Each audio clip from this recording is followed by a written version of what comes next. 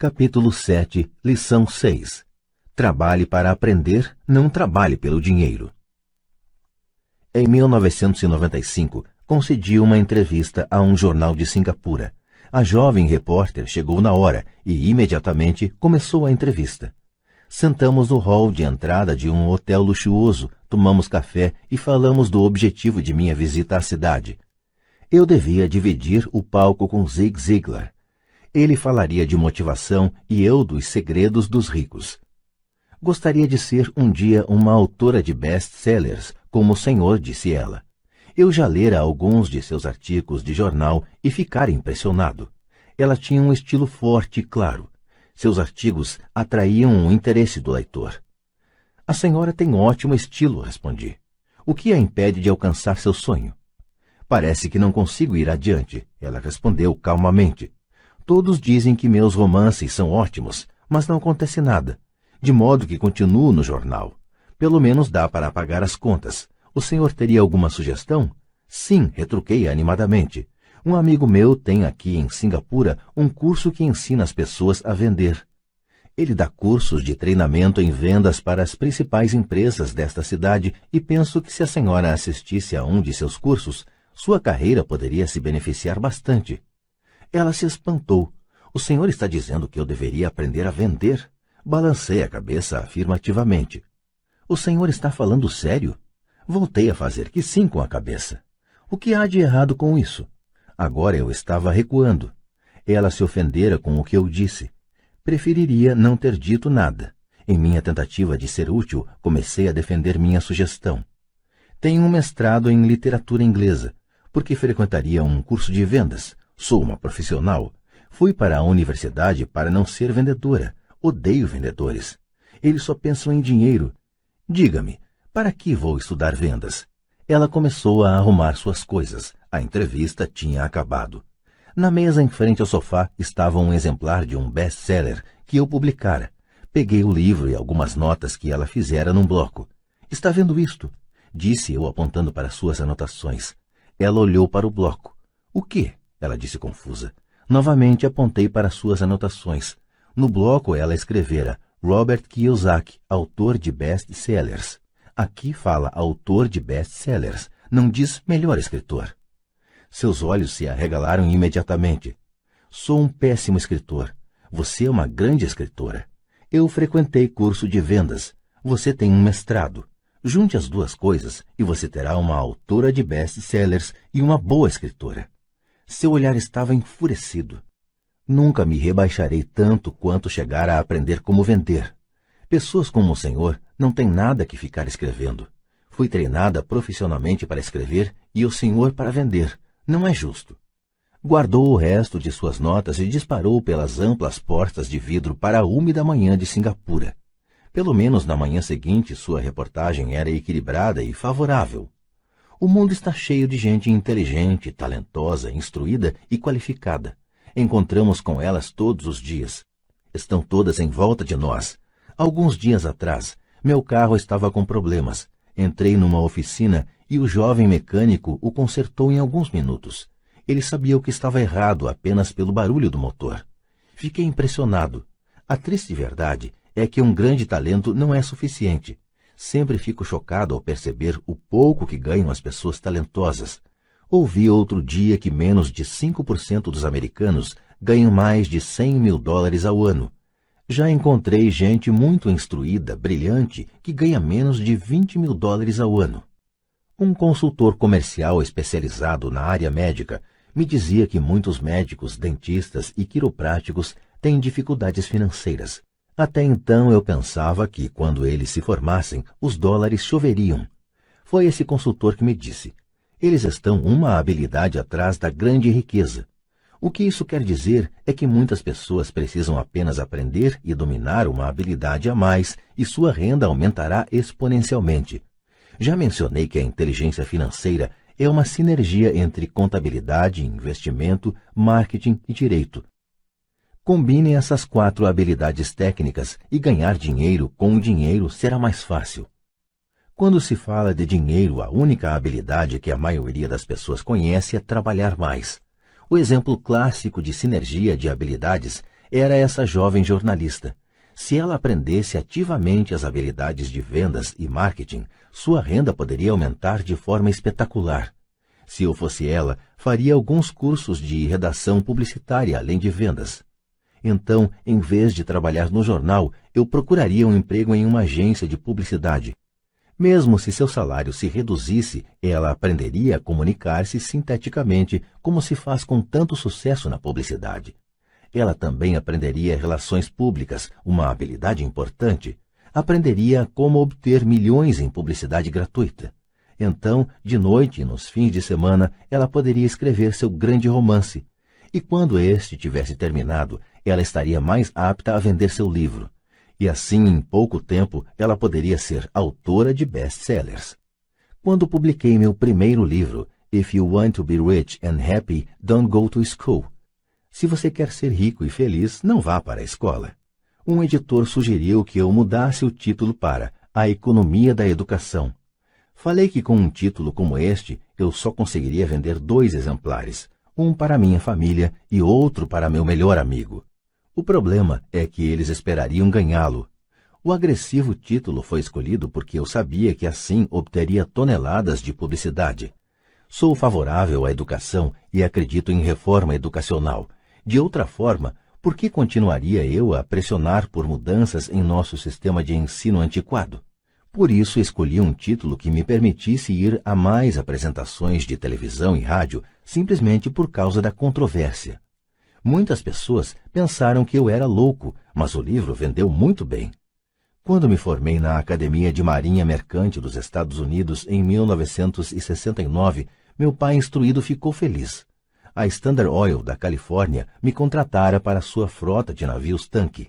Eu era terceiro e imediato e o salário era baixo em comparação ao de meus colegas, mas era um bom emprego para um recém-formado. Meu salário inicial era de cerca de $42.000 ao ano, incluindo as horas extras, e eu só trabalhava durante 7 meses. Tinha 5 meses de férias. Se eu quisesse, poderia ter ido para o Vietnã com uma empresa de navegação subsidiária e teria com facilidade dobrado meu salário em vez de descansar nas férias. Tinha uma grande carreira à minha frente, contudo me demiti 6 meses depois e fui para a Marinha dos Estados Unidos para aprender a voar. Meu pai instruído ficou arrasado. Pai rico me deu parabéns. Na escola e no local de trabalho estava na moda a especialização, isto é, para ganhar mais ou obter uma promoção era necessário especializar-se em algo como ortopedia ou pediatria. O mesmo se aplica a contadores, arquitetos, advogados, pilotos e outros. Meu pai instruído acreditava no mesmo dogma e ficou empolgado quando finalmente obteve um doutorado. Ele muitas vezes admitia que as escolas recompensam pessoas que estudam mais e mais a respeito de menos e menos.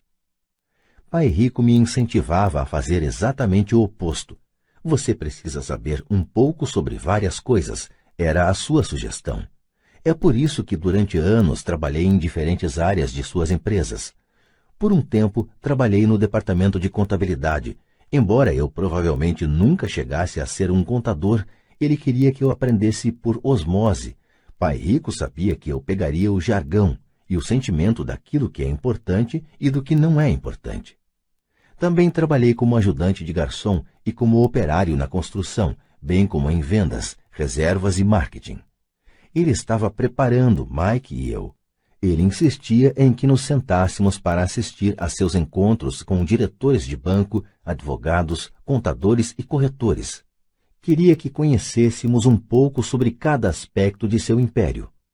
Quando abandonei meu emprego bem pago na Standard Oil, meu pai instruído teve uma conversa séria comigo. Ele estava perturbado. Ele não podia entender minha decisão de largar uma carreira que oferecia salário alto, grandes benefícios, muito tempo de folga e oportunidades de promoção.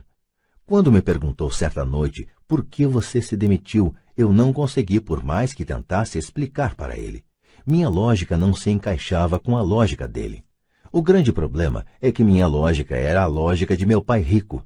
A segurança no emprego era tudo para meu pai instruído. Aprender era tudo para meu pai rico. Meu pai instruído pensou que eu tivesse ido para o curso para aprender a ser um comandante de navio. Pai Rico sabia que eu estava lá para estudar comércio internacional.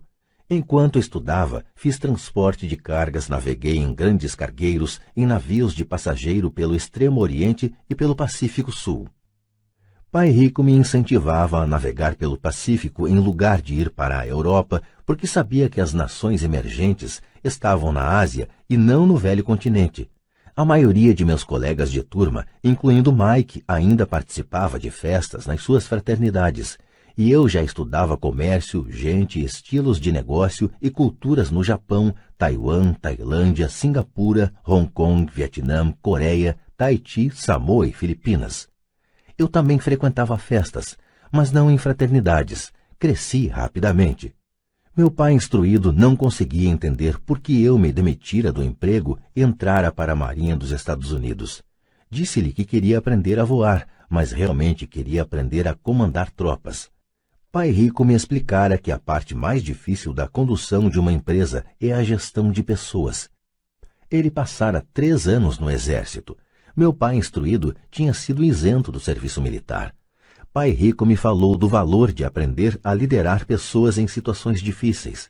Liderança é o que você precisa aprender agora, dizia. Se você não for um bom líder, receberá um tiro pelas costas, como ocorre nos negócios. Ao voltar do Vietnã, em 1973, me desliguei embora adorasse voar. Consegui um emprego na Xerox Corporation. Fui para lá por uma razão, e esta não estava nos benefícios. Eu era bastante tímido, e a ideia de vender me parecia a coisa mais apavorante do mundo. A Xerox tem um dos melhores programas de treinamento em vendas dos Estados Unidos. Pai Rico ficou muito orgulhoso de mim. Meu pai, instruído, ficou envergonhado. Sendo um intelectual, considerava que os vendedores estavam abaixo dele. Trabalhei na Xerox durante 4 anos até que superei o medo de bater as portas e ser rejeitado. Ao alcançar permanentemente um lugar entre os 5 maiores vendedores, me demiti e fui em frente, deixando atrás de mim outra grande carreira em uma ótima empresa. Em 1977, formei minha primeira empresa. Pai Rico preparara Mike e eu para assumirmos empresas, de modo que agora eu precisava formá-las e pô-las a funcionar. Meu primeiro produto, uma carteira de nylon e velcro, era fabricado no Extremo Oriente e remetido a um armazém em Nova York, perto da escola que eu frequentara. Minha educação formal estava completa e era tempo de testar minhas asas. Se eu fracassasse, estaria falido. Pai Rico achava que era melhor quebrar antes dos 30. Você ainda tem tempo de se recuperar, era seu conselho. Na véspera de meu 30º aniversário, a primeira remessa saiu da Coreia para Nova York. Hoje ainda faço negócios internacionais, e conforme me incentivou Pai Rico, procuro os países emergentes. Minha empresa de investimentos opera na América do Sul, Ásia, Noruega e Rússia. Há um velho dito segundo o qual emprego é a sigla de quase quebrado. E, infelizmente, eu diria que isso se aplica a milhões de pessoas. Como a escola não acha que inteligência financeira seja inteligência, a maioria dos trabalhadores vive dentro de suas posses, trabalham e pagam as contas. Há outra terrível teoria da administração que diz: os empregados trabalham apenas o suficiente para não serem demitidos e os empregadores pagam apenas o suficiente para os trabalhadores não irem embora. E se você observa a escala salarial da maioria das empresas, diria que há uma certa verdade na afirmação. O resultado líquido é que, em geral, os trabalhadores não progridem. Eles fazem o que foram ensinados a fazer, conseguir um emprego seguro. A maioria dos empregados se concentra em salários e benefícios que os remuneram a curto prazo, mas que são frequentemente desastrosos a longo prazo. Já eu recomendo aos jovens que procurem emprego pelas oportunidades de aprendizado, mais do que pelo que possam receber. É preciso ver que habilidades se deseja adquirir antes de escolher uma profissão específica e antes de cair na corrida dos ratos. Uma vez aprisionadas num processo permanente de pagamento de contas, as pessoas se tornam como os pequenos hamsters, correndo em suas gaiolas. Suas pequenas pernas peludas correm furiosamente, a roda gira furiosamente, mas dia vai, dia vem, elas ainda estão na mesma gaiola, grande emprego. No filme Jerry Maguire, com Tom Cruise, há grandes bordões.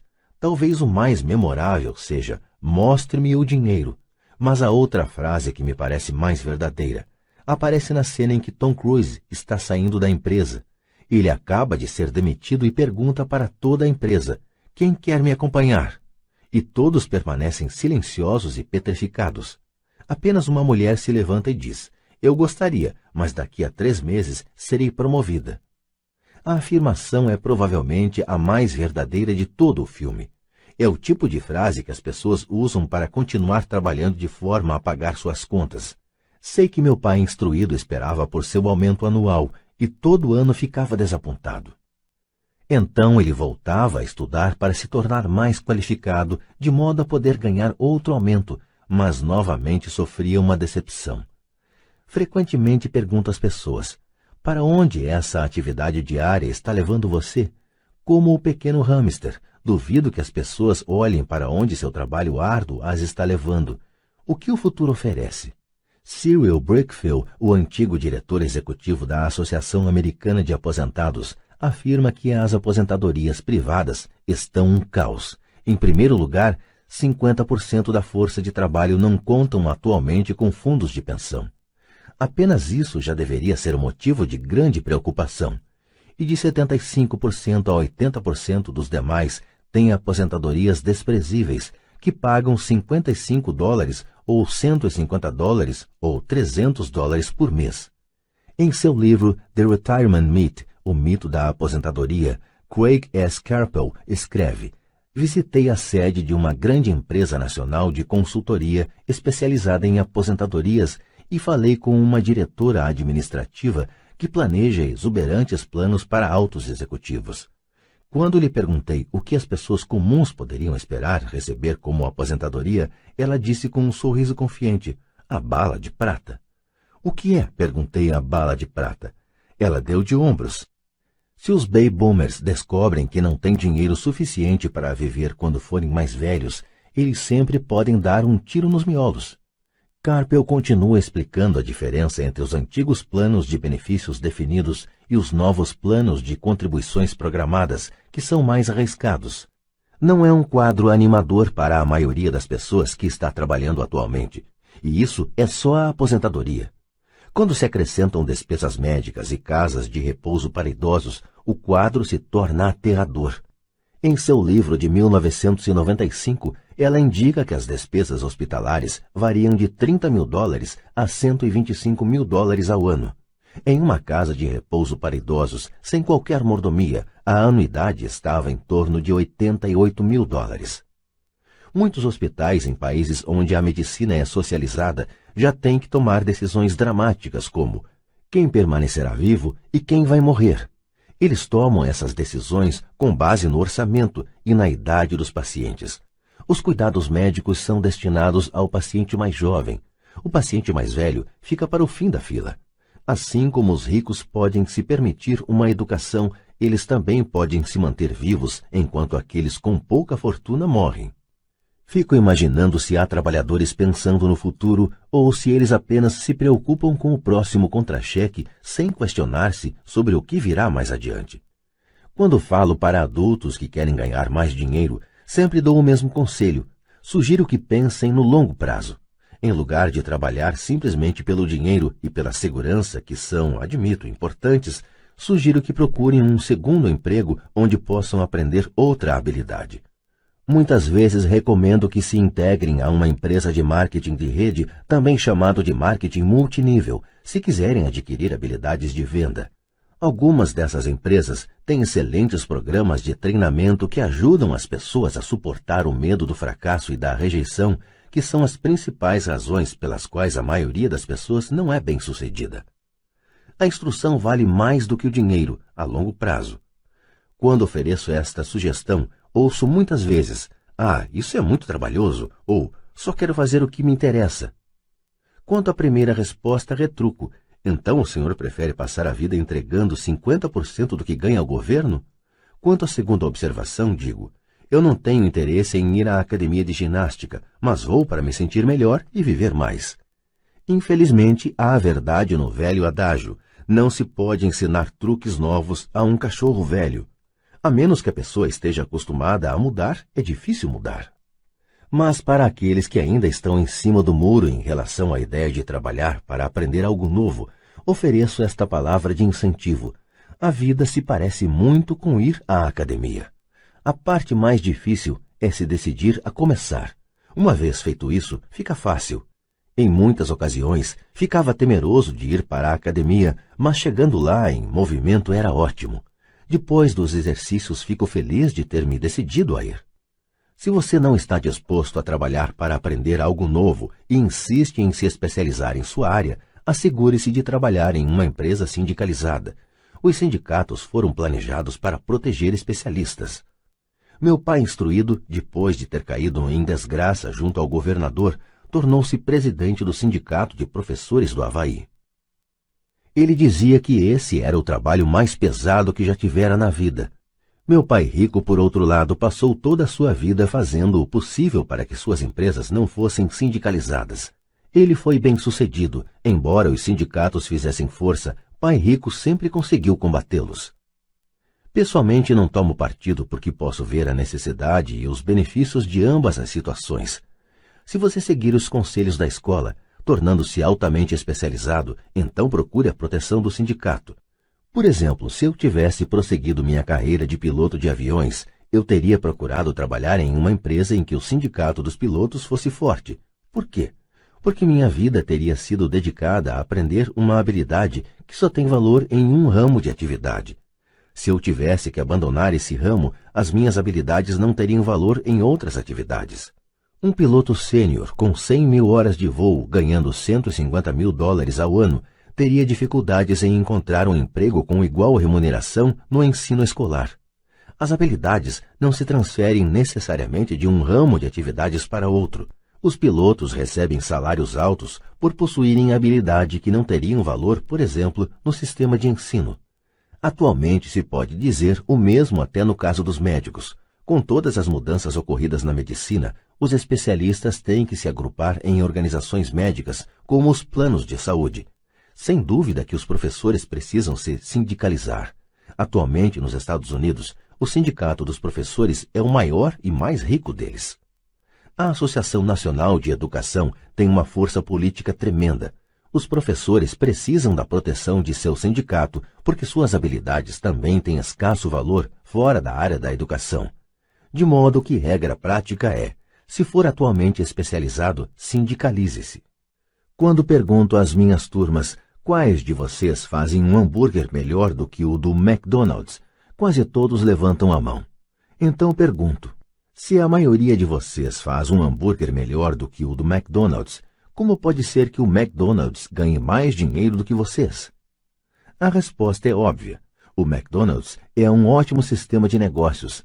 A razão pela qual tantas pessoas talentosas são pobres é que elas se concentram na preparação de um melhor hambúrguer e sabem muito pouco sobre sistemas de negócios. Um amigo meu do Havaí é um grande artista. Ganha bastante dinheiro. Um dia, o advogado de sua mãe ligou dizendo que ela lhe deixara $35.000. Isto é o que sobrou de seus bens depois que o advogado e o governo pegaram sua parte. Imediatamente, ele viu uma oportunidade de aumentar seus negócios, usando parte desse dinheiro em publicidade. 2 meses depois, seu primeiro anúncio em cores, de página inteira, apareceu em uma revista cara voltada para os muito ricos. O anúncio foi publicado durante 3 meses. Ele não teve qualquer retorno e toda a sua herança foi embora. Agora ele quer processar a revista por ter sido enganado. Este é um caso típico de alguém que pode fazer um belo hambúrguer, mas conhece pouco de negócios. Quando eu lhe perguntei o que ele tinha aprendido, sua resposta foi que publicitários são escroques. Então lhe perguntei se ele não gostaria de fazer um curso de vendas e outro de marketing direto. Sua resposta foi: não tenho tempo e não quero jogar dinheiro fora. O mundo está cheio de pessoas talentosas. Com muita frequência, são pobres ou têm dificuldades financeiras ou ganham menos do que poderiam, não pelo que sabem, mas pelo que não sabem. Concentram-se em aperfeiçoar suas habilidades de fazer um melhor hambúrguer, em vez de pensar em como vender e entregar esse hambúrguer. Talvez o McDonald's não faça o melhor hambúrguer, mas é o melhor no ofício de vender e entregar um sanduíche básico médio. Pai pobre queria que eu me especializasse. Era assim que ele achava que se ganhava mais, mesmo depois de ouvir do governador do Havaí que não poderia mais trabalhar no governo do estado. Meu pai instruído continuou me incentivando a me especializar. Pai pobre então encampou a causa do Sindicato dos Professores, fazendo campanhas por mais proteção e maiores benefícios para esses profissionais altamente especializados e instruídos. Ele nunca entendeu que quanto mais especializado você se torna, mais você fica amarrado e dependente dessa especialização. Pai Rico aconselhava Mike e eu a nos prepararmos. Muitas grandes empresas fazem o mesmo, procuram jovens recém-formados nas faculdades e começam a preparar essas pessoas para exercer um dia altos cargos na organização. Esses jovens brilhantes não se especializam em um departamento, eles percorrem os vários departamentos para aprender todos os aspectos dos sistemas de negócios. Os ricos frequentemente preparam seus filhos ou os filhos dos outros.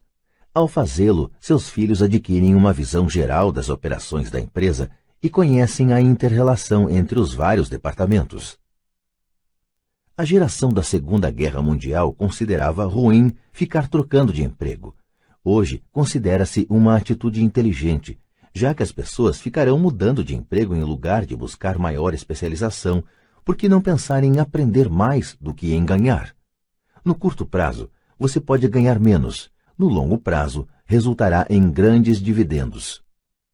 As principais habilidades administrativas necessárias para o sucesso são: 1.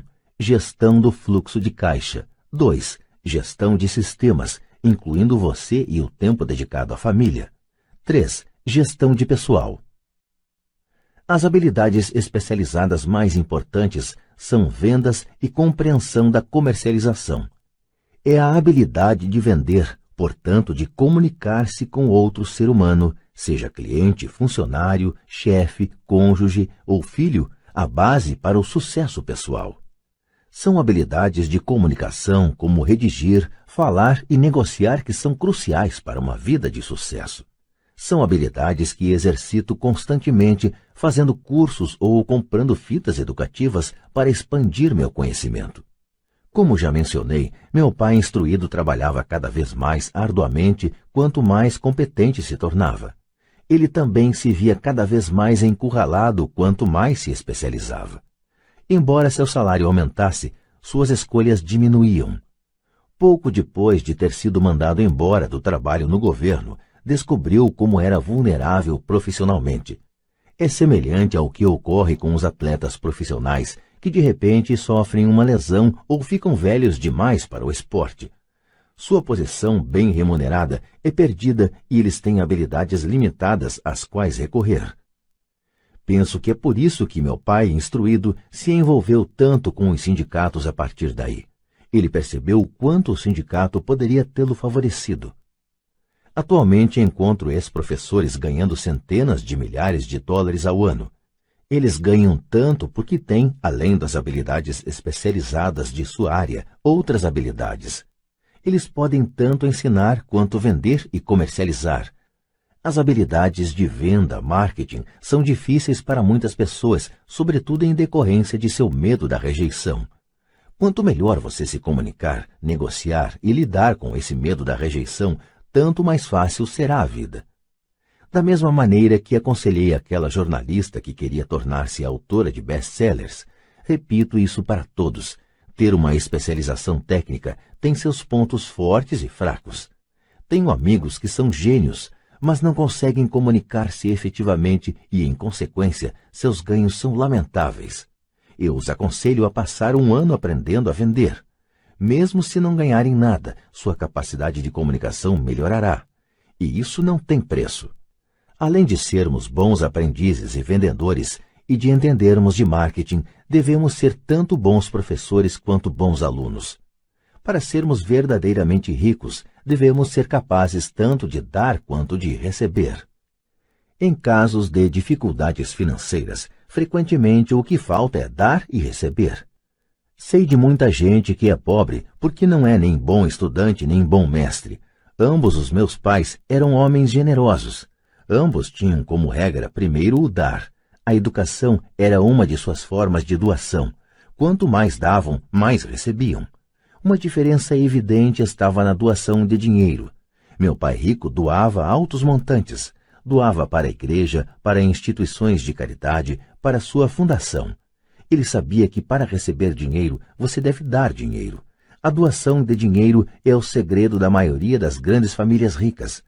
É por isso que existem instituições como a Fundação Rockefeller e a Fundação Ford.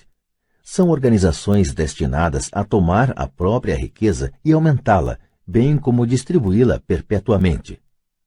Meu pai instruído costumava dizer sempre: quando tiver algum dinheiro extra, vou doá-lo. O problema é que nunca havia um extra. Trabalhava sempre mais para conseguir mais dinheiro em lugar de concentrar-se na principal lei do dinheiro: dai e recebereis. Ele acreditava no contrário: recebe e darás. Concluindo, tornei-me ambos os pais. Uma parte de mim é um capitalista convicto que adora o jogo do dinheiro fazendo dinheiro. A outra é o do mestre socialmente responsável que está profundamente preocupado com o crescente hiato que separa os que têm dos que não têm. Acredito que o principal responsável por esse hiato crescente é o sistema de ensino arcaico.